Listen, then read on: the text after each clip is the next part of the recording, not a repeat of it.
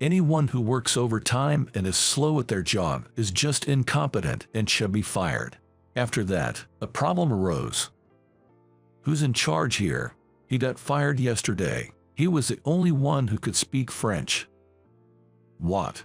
There was only one person who could solve the problem.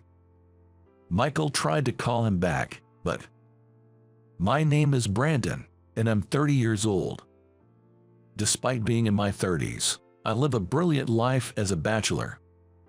My family home, where my parents and brother live, is about an hour drive away. We have a good family relationship, and I visit home about once a month. I work in sales, and I've been with my current company for 6 years. When I first joined, there was so much to learn that I struggled every day. At one point, I was recognized for smoothly handling a client who only spoke French, and I became in charge of foreign clients. It seemed I was the only one in the office who could speak French at a native level, so naturally, my workload increased. Before I knew it, working overtime had become the norm for me. Although physically exhausting, I could keep going because my colleague Jason and others would help out, bring me snacks, and cheer me on. There's nothing I can do to help. I'm sorry you have to bear all this burden. Some coworkers apologized, showing concern for me. The workload was immense, but I felt blessed with good relationships. Knowing that my efforts were helping my colleagues gave me more motivation. In the end, I actually liked my job. One day, as usual, I was working overtime when my manager Michael came to me. "You're working late every day. Don't tell me you're doing it on purpose to increase your overtime pay." Michael was a bit of an eccentric, and even his colleagues tended to keep their distance from him. It was always a bit of a hassle to deal with him. I wouldn't do that. It's just that I have so many calls to make that I can't finish during regular hours. When I said that, Michael frowned. "Do you know what that's called? Incompetence," he said, snorting in a condescending manner. If I could, I'd love to go home on time and just relax. But my workload was double that of other employees. Additionally, some clients were in different time zones, and it would be rude not to call them during their daytime hours. So, working overtime was inevitable to manage my workload. "I'm sorry, but to avoid causing trouble to other employees' work, please let me continue a bit longer." I apologized politely, and Michael left with a click of his tongue. I wondered what Michael was doing so late, but then remembered I was in the middle of work and resumed. The next day. "Thanks to you, the documents for today's presentation will be ready just in time. Always grateful to you. Brandon, I heard that the presentation you did the other day went well. Great job." Other employees would thank me like this every day. Just hearing words of thanks and praise made all the hard work feel worthwhile. I'm honored to be of help. With such positive feedback, I was able to start my workday with great motivation. I wanted to thank everyone else as much as they thanked me. "Then, you should leave on time once in a while. I know you have a lot of work, but remember that taking breaks is also part of the job," said Jason. Heeding his advice, I decided to leave early for once.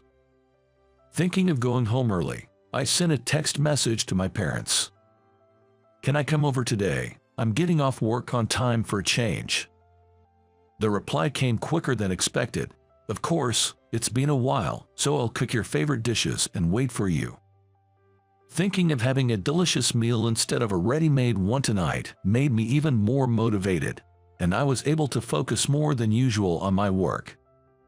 I thought I had done enough to not trouble anyone, and when I looked at the clock, it was just past the regular closing time. Quickly preparing to leave, I greeted the remaining employees and was about to exit the company when Michael stopped me. "Leaving now? You always work late, don't you?" His usual sarcastic tone. "Yes, I've finished the minimum required tasks for today, so I'll be leaving now." I responded with a smile, not letting Michael's sarcasm bother me. However, Michael didn't seem amused. Who said you could leave?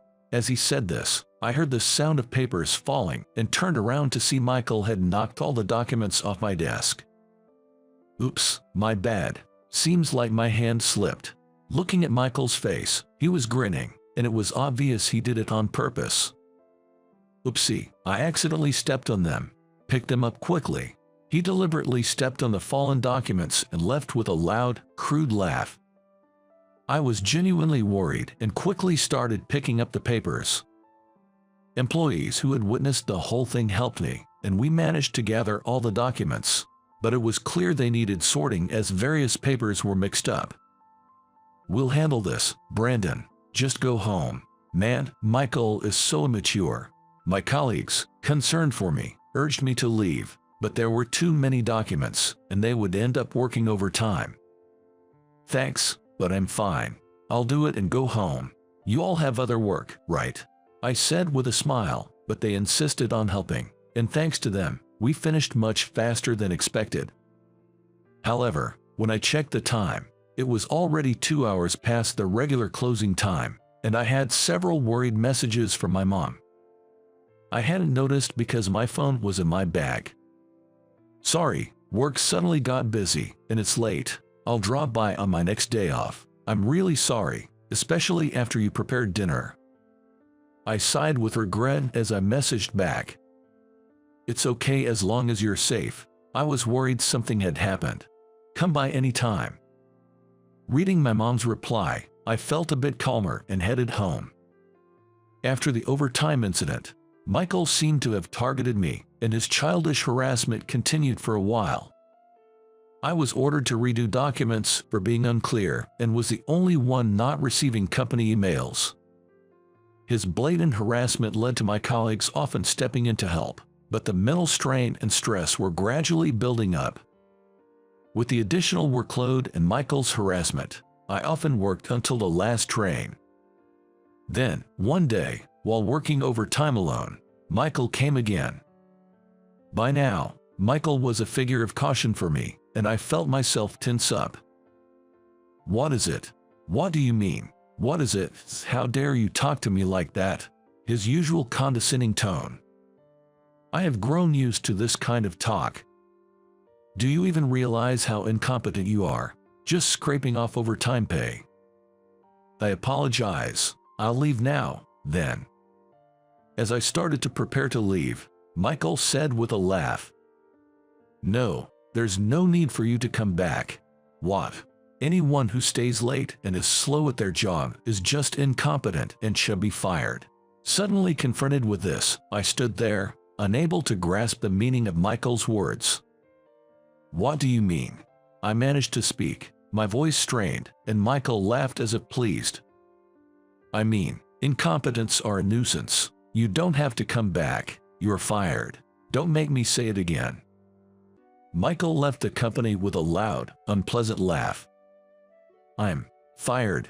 Left alone, I muttered to myself, unheard by anyone. After sitting dazed in the office for a while, I realized I had missed the last train and had to take a taxi home. As I looked out of the car window, I thought about the tasks I had to do tomorrow. Tomorrow, I need to prepare the contract for ABC Corporation and the presentation documents too. I have to stay late tomorrow, so I can miss the last train. Is it an occupational habit? Without realizing, I started organizing my tasks for the next day in my head. Then it hit me. Oh, that's right. I got fired. I muttered, looking at the moon, and the taxi driver asked me to repeat. It's nothing, I replied with a forced smile and got out of the taxi at my house. I was so drained that I just collapsed onto my bed as soon as I got home.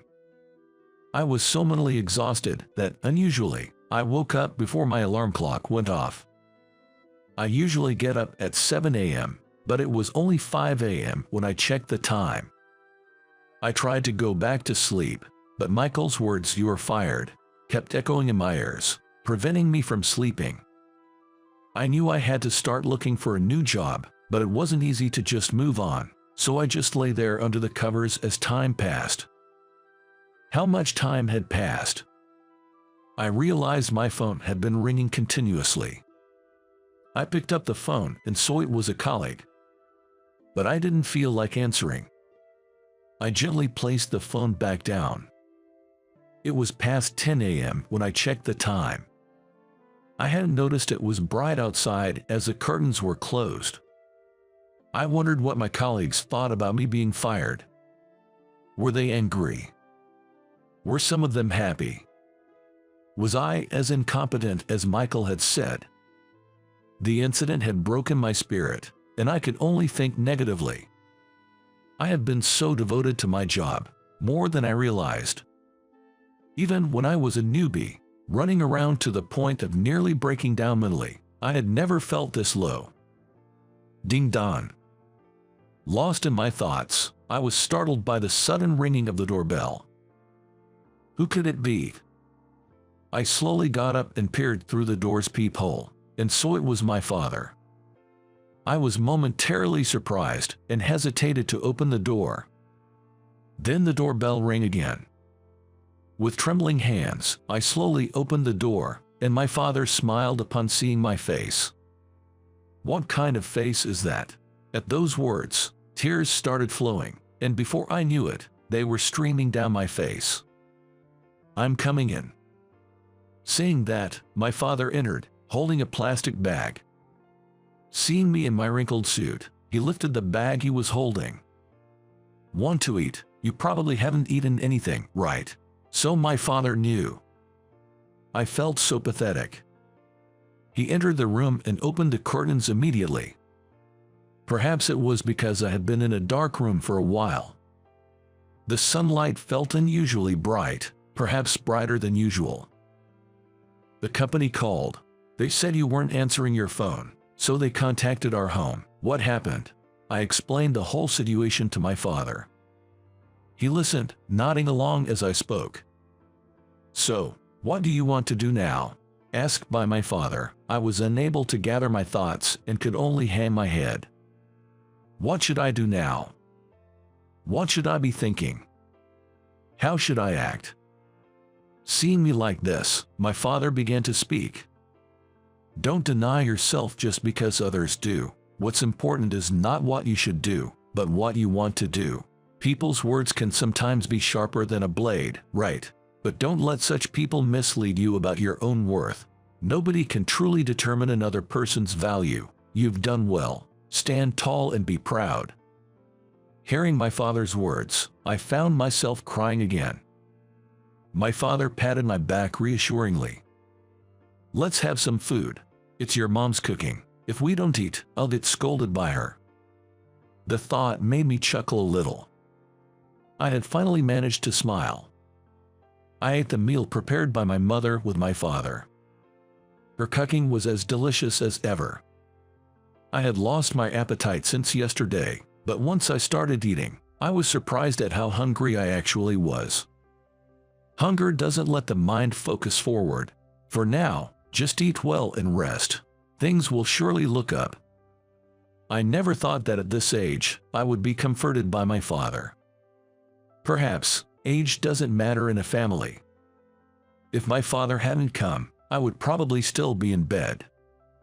Not eating, not moving, just spiraling in negative thoughts. Feeling full helped me start looking forward again. After finishing the meal, my father said, "You can always come back home," and then he left my place. Sitting on my bed after he left, I began to think about the future. Even if I was as incompetent as Michael said, I wasn't satisfied with how things ended. I don't demand recognition for my hard work, but I refuse to believe that everything I did was in vain. After all, it was Michael who announced my dismissal. What would Mr. Johnson think about this? It felt unsatisfying to just leave things as they were. Acknowledging Michael's actions, I wanted to retaliate, even if in a small way. While I was thinking, my phone rang again. Looking at the display, it was another colleague. After hesitating, I decided to answer. "Hello." As soon as I answered, I heard my colleague's loud voice. "Finally, you answered. You got fired. What's going on?" Exactly what I wanted to know. I told my colleague about last night's incident with Michael. What? That's crazy, Michael. You should have talked back. Strangely, my colleague was indignant on my behalf. It was a bit amusing to see him angry for me, but it also felt touching. I asked my colleague what happened at the office today and how the employees were reacting. His story wandered a bit, but the gist of it was this. In the morning assembly, a few employees noticed my absence and were discussing contacting me when Michael overheard and laughed, saying I was fired. When asked why, he refused to say, citing it as personal information. What kind of personal information is that? My colleagues and superiors, suspecting unfair dismissal due to Michael's involvement, planned to consult Mr. Johnson, but he was on a business trip. They decided to speak with Mr. Johnson as soon as he returned from his trip, but many were concerned about me and had tried calling. I was about to go to your house if you didn't respond even by tomorrow. Hearing the story from my colleague, I realized again how fortunate I was with my workplace relationships. Thank you, I'm glad to hear it. As I said this, my colleague panicked, misunderstanding my tone. What's with that ominous remark? You're not thinking of doing something drastic, are you? I couldn't help but laugh at his words. It's not funny. Seriously, what are you going to do now? Right. What am I going to do? Regarding my dismissal, I need to understand the company's stance, so talking to Mr. Johnson is essential. But I didn't want to let Michael have the last word. While thinking, something occurred to me. What's happening with my workload? Yesterday, I left work without finishing my tasks. There were documents I was supposed to use today. I feel irresponsible, but I'm curious to know what happened. Well, actually, I wanted to talk to you about that too. The documents we were supposed to use today, you had mostly prepared them, right? All that was left was the detailed part of the contract translation into French. Other employees were trying to complete it. But then Michael suddenly said, I'll do it. Hearing this, I was surprised. Because Michael was known for pushing work onto others but never doing it himself. So, Michael ended up doing it. It was finished just in time, and we hurriedly sent it to the client by email. But remember that time when Michael did a translation and it was a mess? We were also worried. Previously, Michael had claimed, I can handle French, and prepared a contract in French, but it resulted in a complaint from the client. This was before I joined the team, so I hadn't seen it myself, but long-standing employees told me it was a big issue. And that worry became a reality. What? My colleague explained what happened today. It seems something like this happened. Michael, there's a call from a foreign company. I could only catch your name, but couldn't understand the rest. Sorry. Should I transfer the call to you? Come on, learn to speak French. Just transfer it. Michael answered the call and said in poor French, Hi, I'm Michael. How are you? One more time. Again. Is that even real French?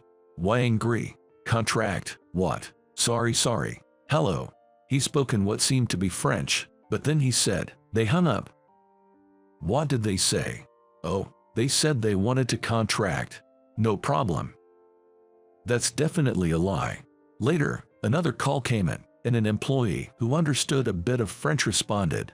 The client was furious, saying the contract was so poorly done it was unacceptable, as if we were picking a fight. That contract had been prepared by Michael in French. Who's in charge of this? Get them to solve it. He got fired yesterday. He was the only one who could speak French. What? I sighed after hearing my colleague's explanation. I hadn't seen the contents of the contract, but the fact that they're so upset is proof that it must have been pretty shoddy. And Michael's handling of it just made things worse. It feels like pouring gasoline on the fire.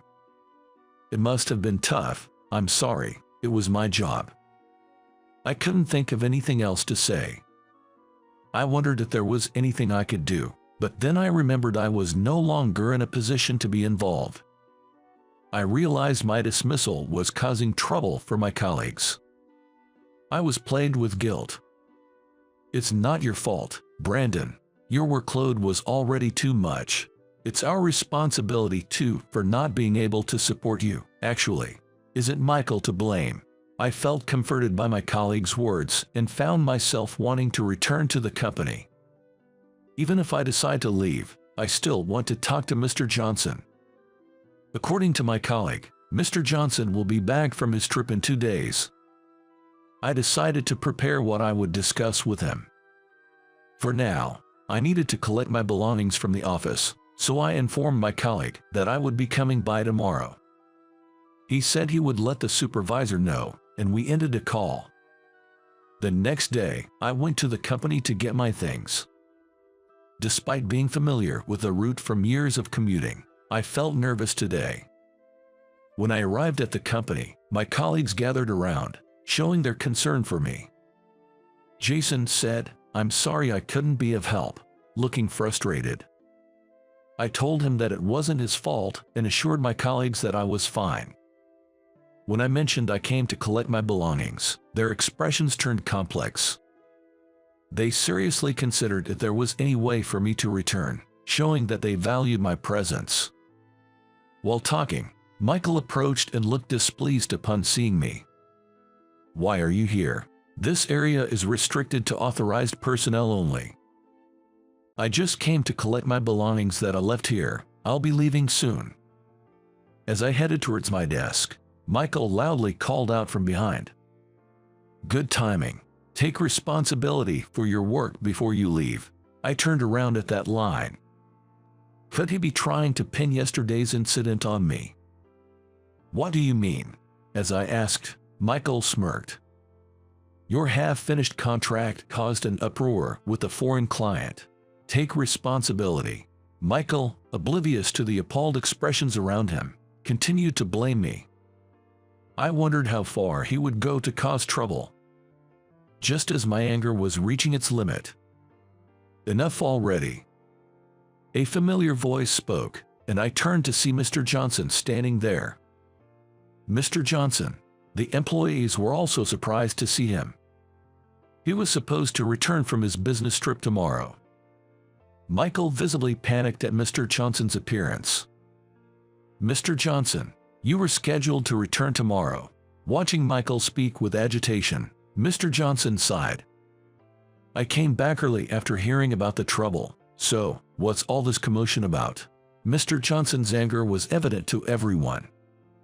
Understandably, the employees fell silent, making the office quiet. Even though I was fired, I had wanted to talk to Mr. Johnson. I thought this might be the perfect opportunity, but it didn't seem like the right time to speak up. Shouldn't the commotion be explained and guidance sought? But perhaps, as someone who's been fired, it wasn't my place to say anything. Amid the loud ticking of the clock, Mr. Johnson spoke again. "What's this commotion about? Tell me, Michael." Michael became even more unsettled when he was called out by name. However, with a sly smirk, as if having thought of something, Michael began to explain to Mr. Johnson. "This guy here, he made a sloppy contract that led to a complaint from a foreign client. I was just lecturing him about it.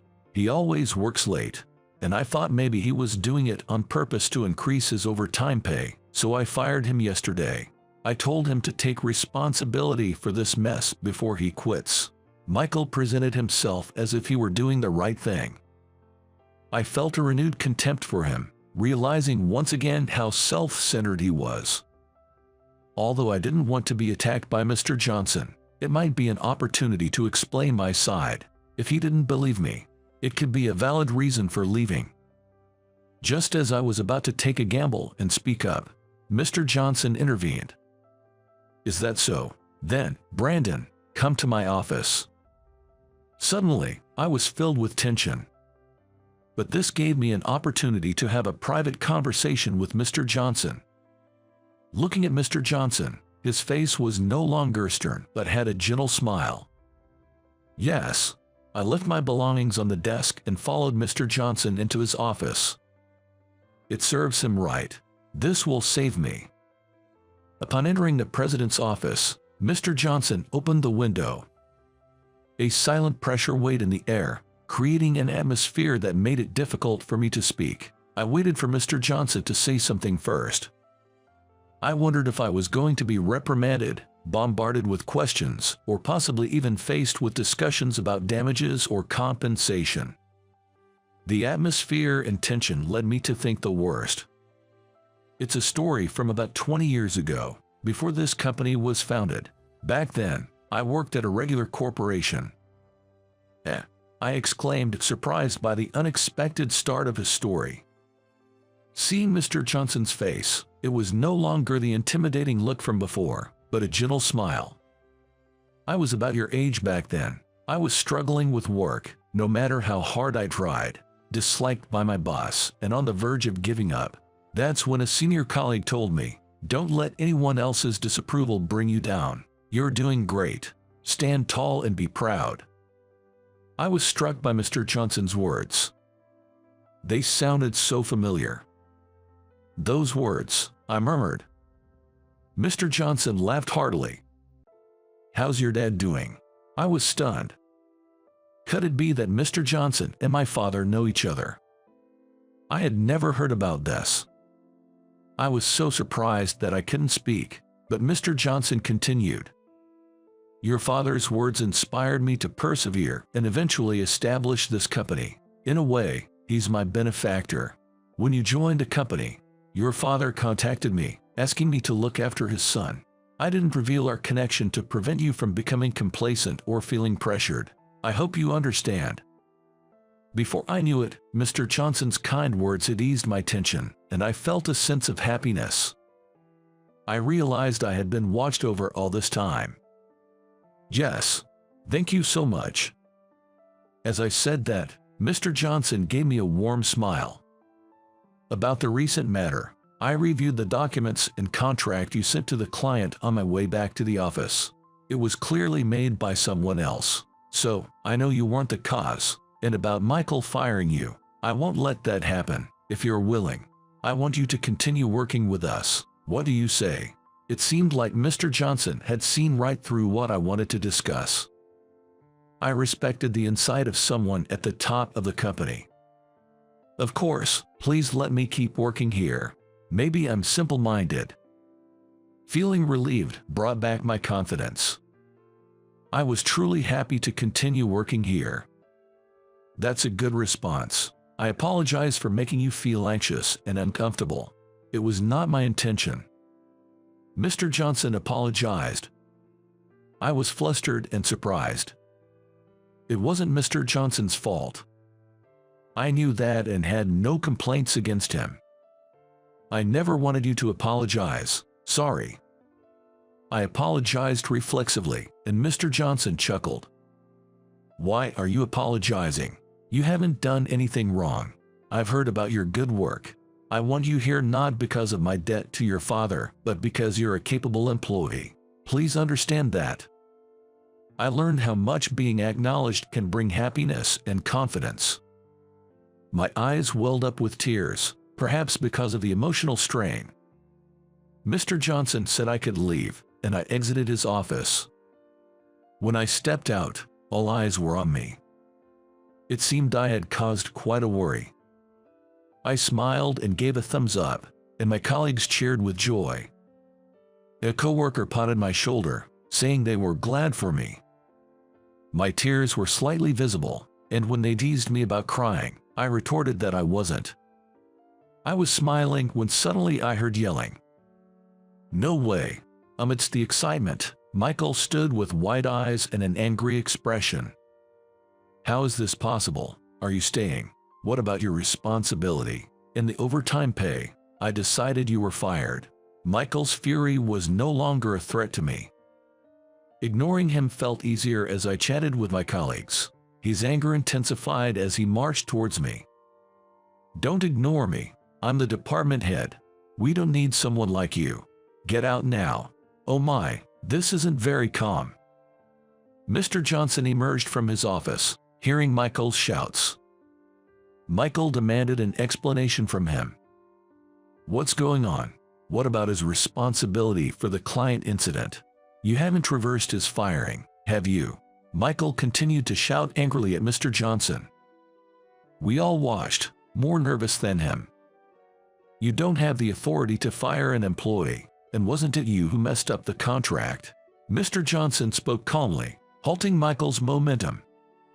Silent and head down, Michael began to tremble. I don't understand what you mean. I didn't do anything. I'm not involved. Still trying to deny it at this point. His audacity was impressive, but not enviable. He desperately didn't want to admit his fault. As Michael denied it, I wondered what Mr. Johnson would say. Then, surprisingly, another employee spoke up. That contract was made by Michael, I'm sure. To my surprise, one of the employees started to testify. Leading the way, other employees also started testifying. I heard Michael ordering the contract to be sent by email. I heard Michael trying to communicate with the client in French, which he couldn't speak properly. I heard it too. It was clear from the conversation that it wasn't going well at all. Michael was taken aback by the successive employee testimonies, but when he shouted, "Shut up!" everyone fell silent. It was remarkable how much disdain he had garnered as a professional, and it was questionable how someone like him could be a department head.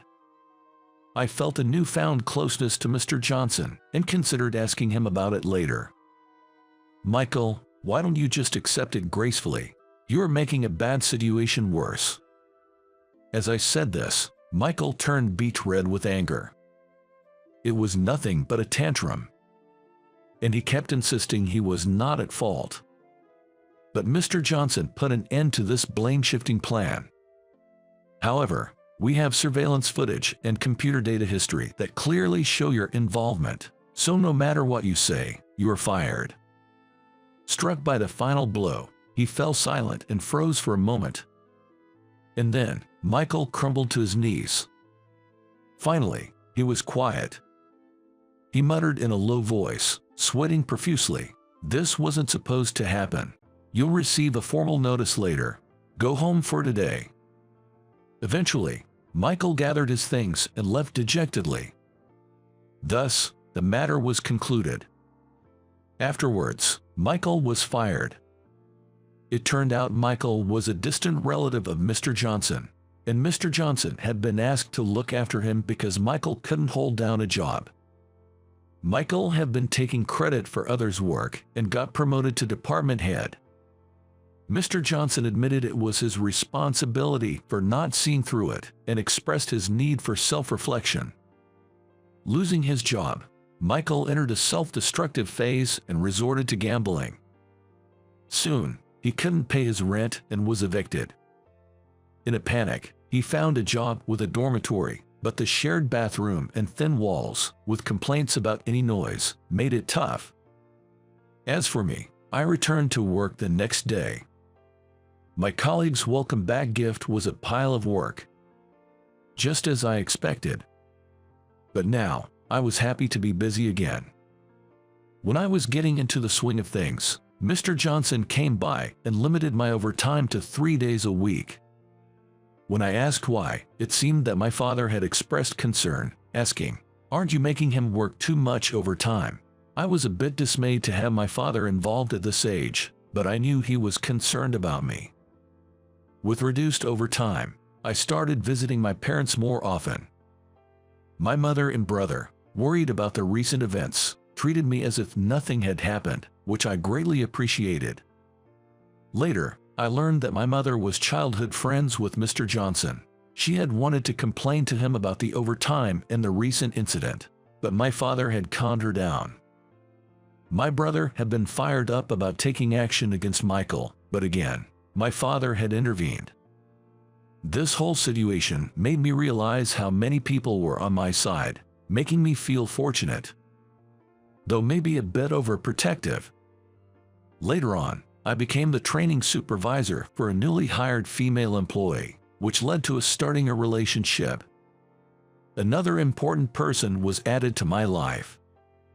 I now want to be someone who protects others, and that's how I'm living my life. Don't come to the wedding, Dad. Please, I'm begging you. If you come, I'll cut ties with you as a father.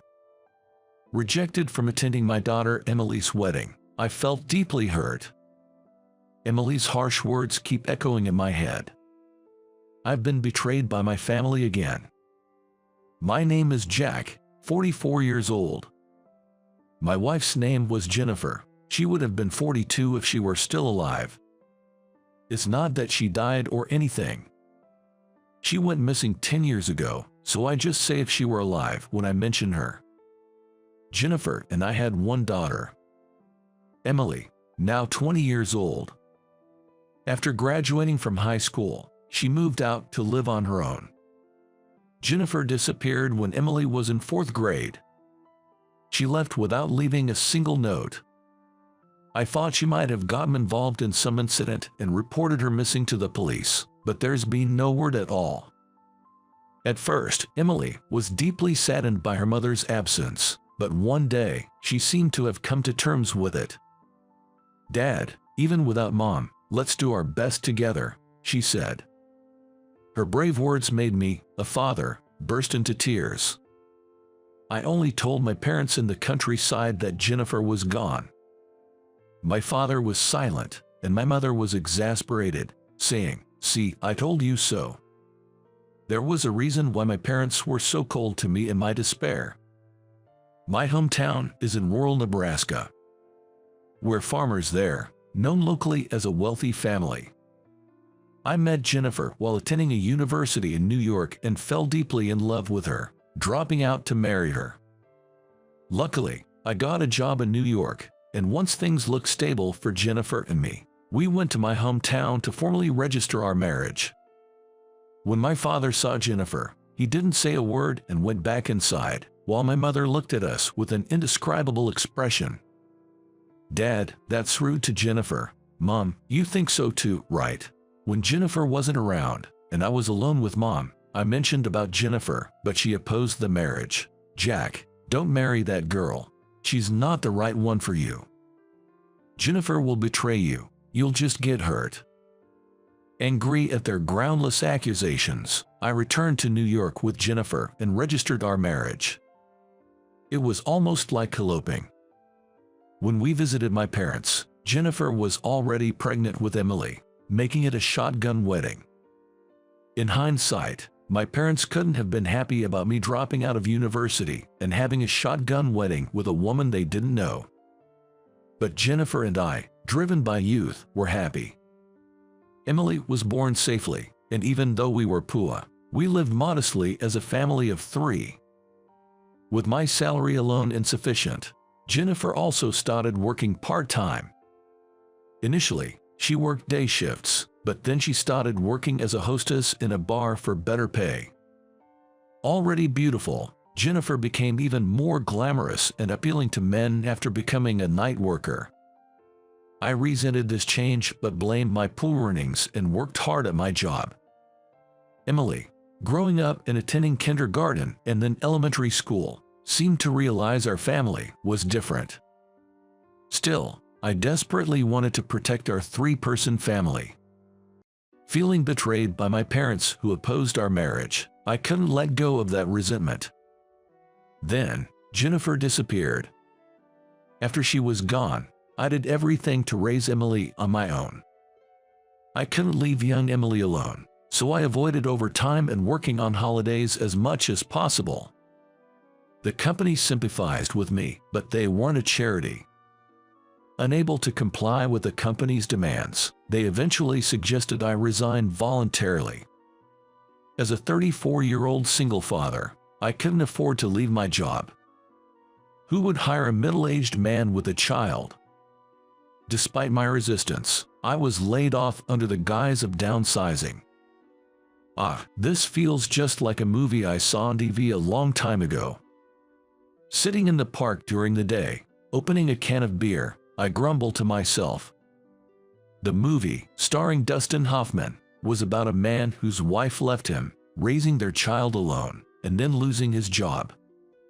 The ending, if I remember correctly, was it that the wife who ran away remarried, taking the son away from the protagonist? Shaking off these unpleasant thoughts, I started looking for a job again. Despite being laid off, as the saying goes, when one door closes, another opens, and I found a new job 2 months later. It was a smaller company with a lower salary. But it was better than being unemployed, so I endured, working every day even though I was often yelled at by my younger colleagues. Back when Jennifer was around, she made good money as a hostess, allowing Emily to live quite lavishly, but after she started living with me, we had to live frugally.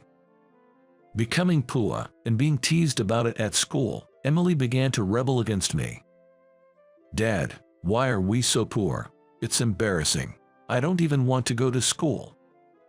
I comforted and persuaded Emily, who was in tears, to go to school somehow. But one day, after seeing how tired I was from work and yet still trying hard, Emily stopped rebelling against me. "Let's do our best, even without Mom." Her bright attitude was a saving grace for me. The neighbors, perhaps feeling sympathetic towards a father and daughter living alone, took care of us in various ways. Whether it was dinner or clothes for Emily, some people were kind enough to help. One of them was a woman named Ashley, who lived in the same apartment. She was the same age as me, 34, single, and worked at a government office. By a strange twist of fate, her father was from Nebraska, just like me, and he was a senior in middle school to my father. It's really strange, such a coincidence in this big city of New York. Ashley said, and took care of Emily without asking for anything in return. It's embarrassing to say, but Emily is a girl. Naturally, there are things about girls' underwear that a man wouldn't understand. When I confided this to Ashley, she laughed and said, "It's okay, it must be hard for a man," and kindly gave advice. What surprised me the most was when Ashley mentioned that they went shopping for Emily's bra. I was so surprised I asked Ashley, "Has Emily grown up that much?" And she casually replied, "Yes." The growth of a girl is fast, Jack. You might become a grandfather before you know it. Ashley laughed as she said this, and I jokingly replied, "Please, don't scare me like that." I truly believed Emily was growing up bright and honest. But there was one time when Emily really shocked me. It was when she was in middle school. We were barely making ends meet, and I was struggling to gather enough money for Emily's school trip, considering pawning the wedding ring I had with Jennifer. When I was deep in thought, Emily came up and asked me what was wrong. Not wanting to burden Emily with unnecessary worries, I simply told her that I was considering pawning our wedding ring. I thought she would object, but her response was unexpected. "Why not pawn it?" Shocked, I explained it was a memento of her mother and me, and Emily picked up the ring and asked, "What is this, Dad?" I said it was a ring filled with memories of her mother, and Emily replied, "No, it's just an object. Objects can all be turned into money." Her harsh view left me speechless, and realizing my reaction, she smiled and said, "You're right. It's a ring filled with memories of Mom, so we should treasure it." Emily's smile reminded me of Jennifer's. When Emily started high school, she expressed a desire to get a part-time job. Apparently, she wanted to help with our household finances. As her father, I wanted Emily to focus on her studies and extracurricular activities. I never imagined asking my daughter, in the prime of her youth, to help support our family financially. Yet Emily insisted on getting a part-time job. When I asked if there was something she wanted to buy, she bravely answered that there wasn't anything in particular. She just wanted to help with the household expenses. I allowed Emily to take a part-time job on the condition that she continued to excel in her studies. "Thank you, Dad," she said, hugging me. It had been years since she had done that, and I felt a bit of unease. True to her promise, Emily was an honor student at school, and she worked part-time whenever she had free time. It seems she was working as a waitress at a family restaurant. As a high schooler, Emily, who resembled her mother Jennifer, began to exude an adult allure. She learned to apply makeup and slowly started dressing more flamboyantly, which led me to express my concerns. I was worried because it reminded me of how Jennifer gradually transformed into a nighttime entertainer. Emily listened to me and stopped wearing heavy makeup and flashy fashion, which relieved me, but I still had some doubts. It was because of the perfume she wore. The same scent Jennifer used to wear. I wondered if she was changing her clothes and doing her makeup outside the house. Even if she changed before coming home, the perfume scent would linger. I felt betrayed by my own family. There should be no lies within a family. Family members must trust each other. Thus, I dismissed my suspicions about Emily. The time I spent with Emily gradually decreased. Emily spent her holidays immersed in part-time work. I felt a touch of loneliness as she was even away from home during Christmas and New Year's. When I confided this to Ashley, she comforted me, saying, "She's a girl, she has her social life, but Emily is a good girl." Being a father can be lonely. I thought all I could do for my only family, Emily, was to leave her as much money as possible after I'm gone. So, I put more effort into my work. Emily graduated from high school without any trouble. I encouraged her to pursue higher education, but she gently declined, saying it wasn't necessary. I truly felt like an inadequate father. Emily got a job as an office worker at a small company. Although it was a small company, it was part of a well-known corporate group, making it quite an achievement for a high school graduate to get a job there. People asked if I had connections, but being without any, I could only say we were lucky. Emily started living alone in an apartment close to her workplace. I asked to visit once, but she refused. I figured she didn't want her father invading her territory. Living alone in my apartment, I led a solitary life. All I could think about was how to leave as much money as possible for Emily. Then, one day, I received a text from Emily. She had found someone she loved and was going to get married. That was all it said. Shocked, I called her, and she confirmed what was in the text. I bombarded her with questions. What kind of man is he? I'd like to meet him. What about the wedding? Her answers were evasive. He's a good person, so don't worry. The wedding will be simple. You don't need to come. I insisted, but the groom's family will be there, right? They might find it strange if I'm not there. I should attend the wedding. To this, Emily started to get irritated. Anyway, Dad, don't come to the wedding. I'm begging you. If you do, I'll cut ties with you as a parent and child.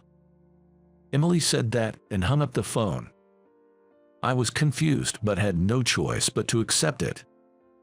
Noticing my dejected state, Ashley, aware of my distress, urged me to talk about it. Unable to do so, the day of the wedding arrived. Despite being told not to attend, I still wanted to sneak a glimpse of Emily's groom, so I secretly made my way to the wedding venue. I learned of the venue due to a mix-up, receiving a call from the venue staff. As I peeked into the hall, I saw Emily, dressed in a pure white wedding gown, happily talking with a tall, gentle-looking young man. That must be the man who would become Emily's husband. He seemed sincere and trustworthy. I felt relieved.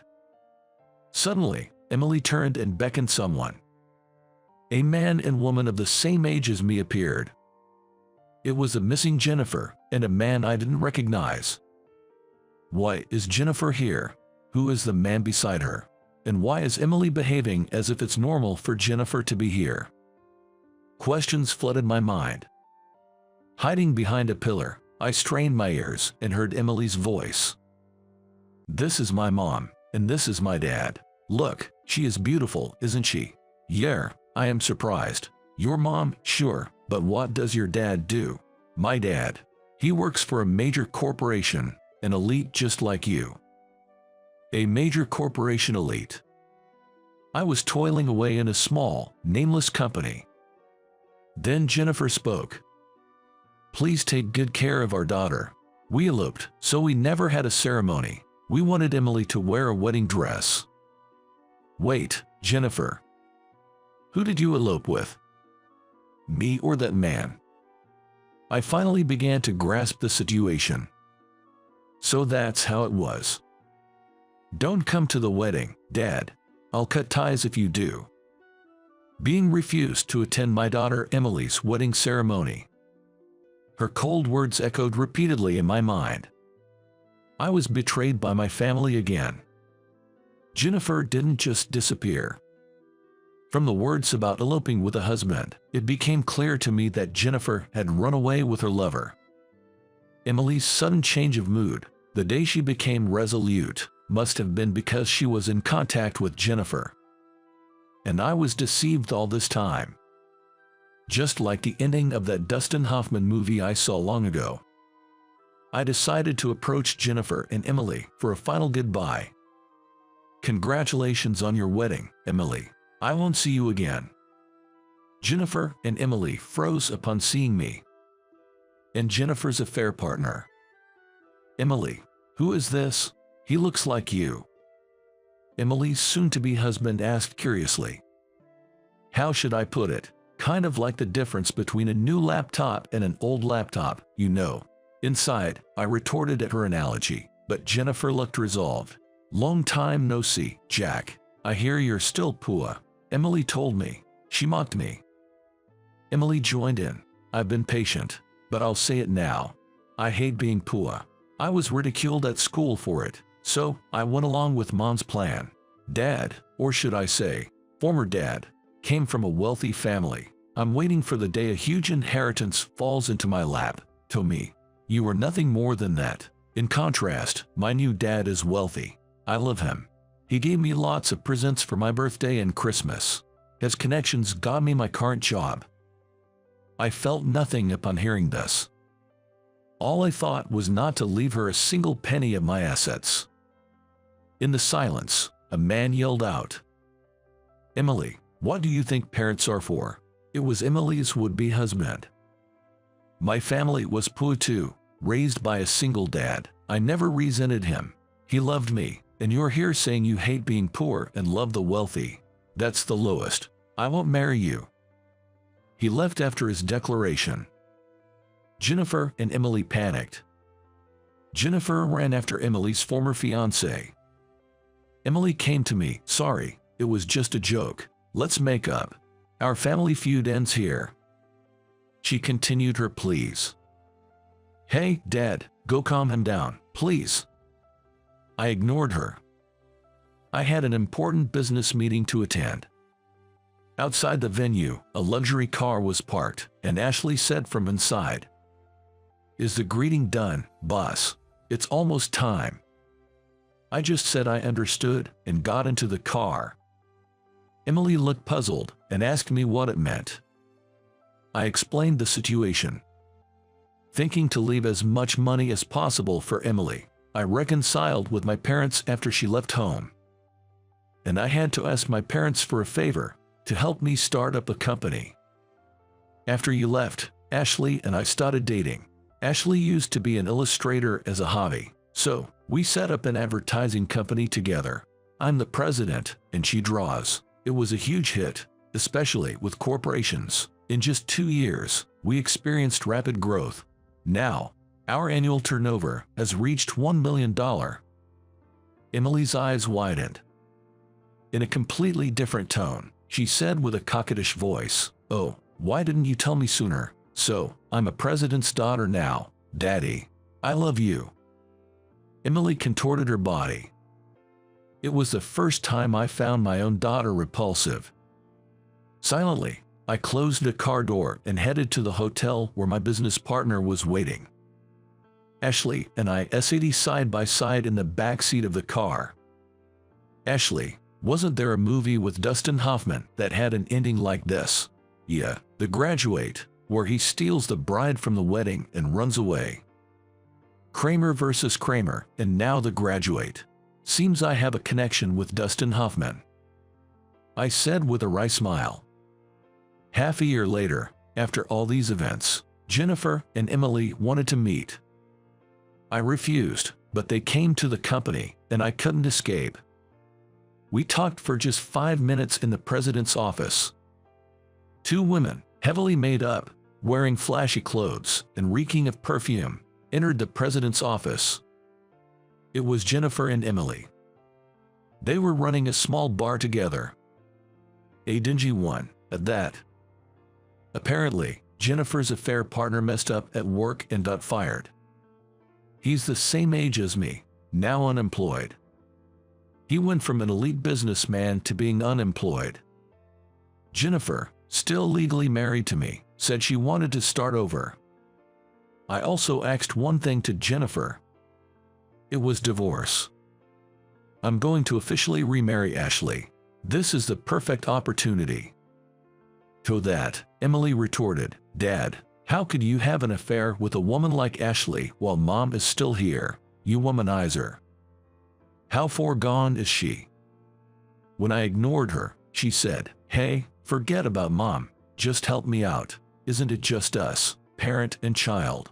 Emily, rotten to the core. When I gave Ashley a look, she whispered, "I'm carrying Jack's daughter in my womb. So, she'll be my little sister. Let her call me Big Sister." Emily, deeply unsettling.